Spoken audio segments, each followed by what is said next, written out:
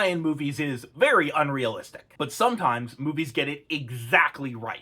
Take a look at Her, where the AI is essentially a very sophisticated chatbot that claims to have emotions, but we can never know if it does have emotions or not. Or Mission Impossible Dead Reckoning, where every single danger of the AI is an actual thing that current generative AI actually does. All the AI needs to do is digitally impersonate people, and it erodes people's trust, their ability to communicate, and their ability to have society. But out of all the movies with accurate AI, Wallace and Gromit? Really? The whole reason the smart gnome is treated like a bad thing in the first place is because Gromit wanted to do it himself. He didn't want an AI to do it for him. For Gromit, the whole point of gardening is to do it himself because the actions, the motions, the feeling of his paws on, I was about to say hands, paws on the soil is really calming and grounding to him. Asking an AI to do your gardening for you would be like asking an AI to hug your wife for you, which was one of the main themes of Robots.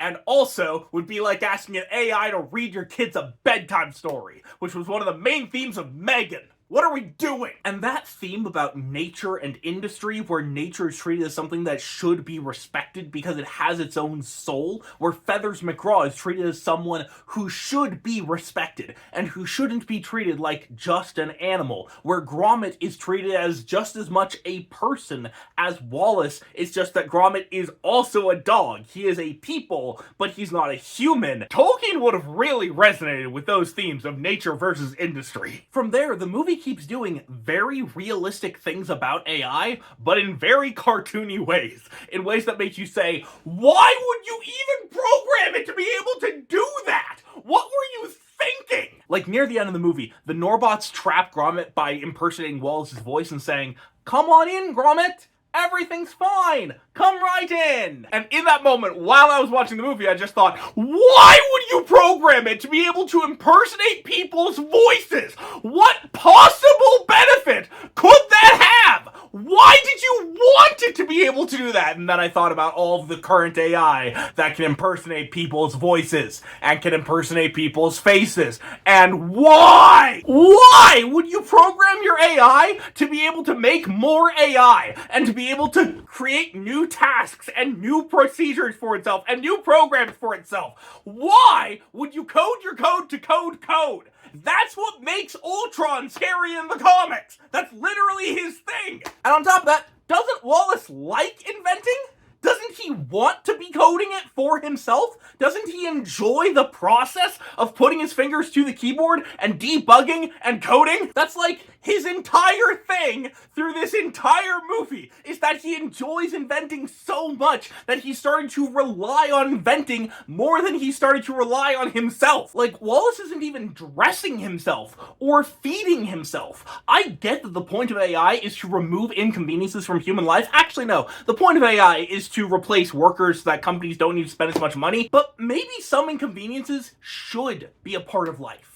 Maybe we shouldn't automate out things like breathing and feeding yourself and drinking water. Because this movie is a stark reminder that anything you automate is something you don't have agency over anymore. You can either have automation or you can have choices. You don't get both. Like when Norbot cleans up Gromit's garden, it does everything Gromit doesn't want it to do, and it just cleans up gardens the way that it wants to clean up gardens, not the way that Gromit wants his garden to be. And that's just the smallest example. When people hire out the Norbots do clean up their gardens, not in the way that people wanted their gardens cleaned up, only in the way that the Norbots want to do it, but more importantly, the Norbots also do other stuff, like stealing drain pipes. And on the topic of anything you automate is something you don't have agency over, you kind of have to build your life around the AI if you're going to have AI. Like when Gromit needs to move his bowl to be where the bran flakes are going to pour,